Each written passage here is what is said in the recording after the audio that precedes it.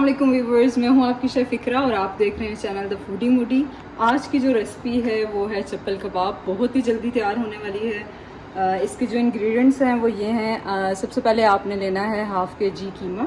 कीमा आपने बारीक लेना है, बिल्कुल मशीन का ले लें तो वो ज़्यादा बेहतर है।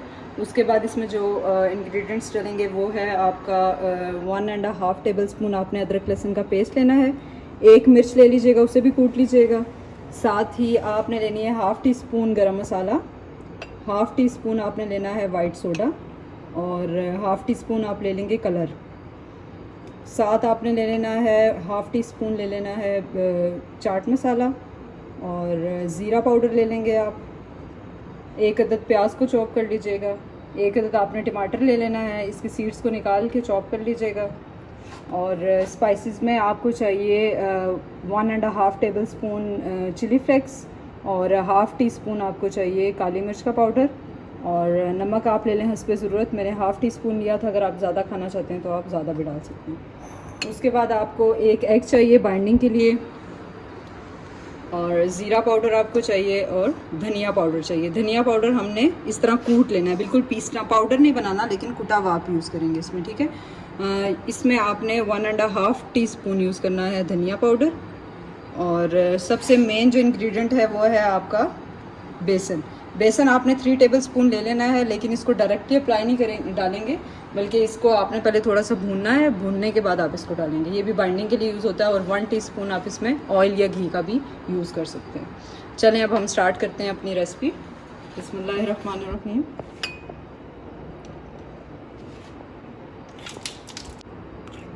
वन बाय वन हम अपने सारे इंग्रेडिएंट्स इसमें ऐड कर लेंगे। सबसे पहले प्याज डाला हमने, अब आप टमाटर डाल दें इसमें।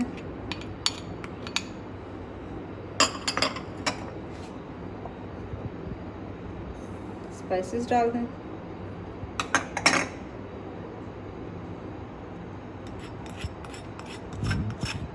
बेकिंग सोडा आपने इससे घिलाने के लिए यूज़ करना है। अगर आपके पास कचरी पाउडर है तो आप उसका भी यूज़ कर सकते हैं।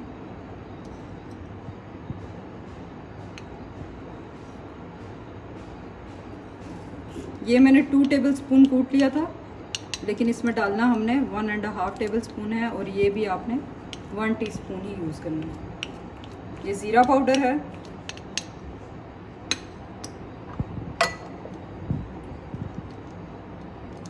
एक मिर्च कूट ली थी वो डाल दीजिएगा इसमें। और लहसुन और अदरक का पेस्ट 1.5 टीस्पून आपने भर के यूज़ करना है।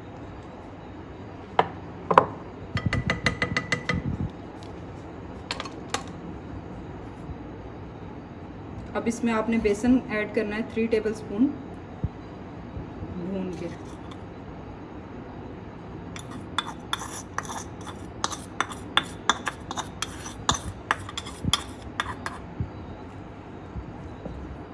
अब इन सब इंग्रेडिएंट्स को हम कर लेंगे मिक्स। अब यहाँ पे हमने स्पून का यूज़ नहीं करना, बल्कि हाथ से सबको मिक्स करेंगे। हाथ से अच्छे तरीके से मिक्स हो जाएगा।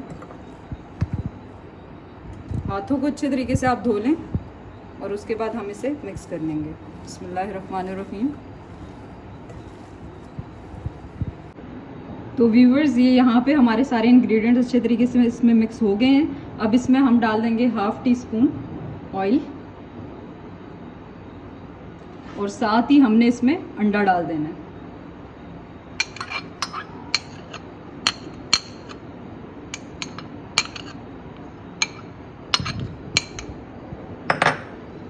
इसको अच्छे तरीके से मिक्स कर लेंगे।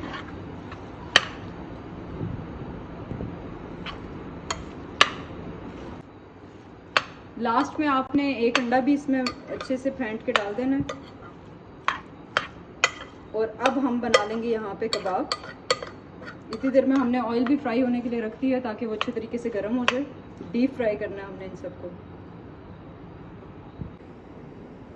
बिस्मिल्लाहिर्रहमानिर्रहीम। तो व्यूवर्स, ये हमने कबाब को रेडी कर लिया है। आपने ज़्यादा मोटी शेप नहीं देनी, इसी तरह आपने पतले पतले कबाब बनाने हैं। और साथ ही मैंने ऑयल भी रख दिया था गर्म होने के लिए, तो ये भी अच्छे तरीके से गर्म हो गया हमारा ऑयल। अब हमने 1 बाय 1 सारे कबाब इसमें डाल देने हैं। बिस्मिल्लाहिर्रहमानिर्रहीम। बहुत एहतियात से डालिएगा।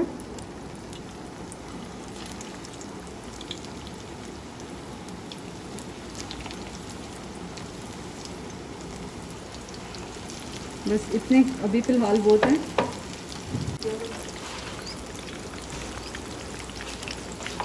ये हमारे कबाब जो हैं वो फ्राई हो रहे हैं। आपने इसे ब्राउन कलर देना है, अच्छे तरीके से फ्राई हो जाएं एक साइड से, फिर आपने इसे टर्न कर लेना है। ऑयल आपने डीप फ्राई करना है, कम ऑयल में फ्राई नहीं करना है इसे। बिस्मिल्लाहिर्रहमानिर्रहीम। तो व्यूवर्स ये देखें हमारे 5 to 6 मिनट हो गए हैं कंप्लीट। अब हमने इसे टर्न करना है और इसका कलर देखिएगा कैसा आया है। तो देखें बहुत ही ज़बरदस्त इसका कलर आया है। अब आपने इसे पलट लेना है।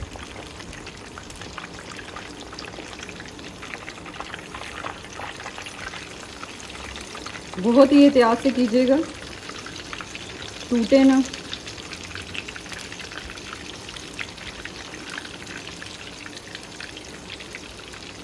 ये कबाब थोड़ी सी ज़िद कर रहा है पलटने में, लेकिन हम भी इसे पलट लेंगे। और ये देखें हम पलटने में से कामयाब हो गए। इसी तरह 3 to 5 मिनट्स आपने लेने हैं। इस दूसरी साइड से भी इसे यही कलर आ जाए तो हम इसे फिर निकाल लेंगे। बिस्मिल्लाहिर्रहमानिर्रहीम। तो व्यूवर्स ये देखें हमारे सारे कबाब फ्राई हो गए हैं और ये मैंने डिश आउट कर लिए हैं। और इनका कलर देखें कितना अच्छा कलर आया है। ऐसे ही डार्क ब्राउन सा कलर आना चाहिए आपके कबाब का।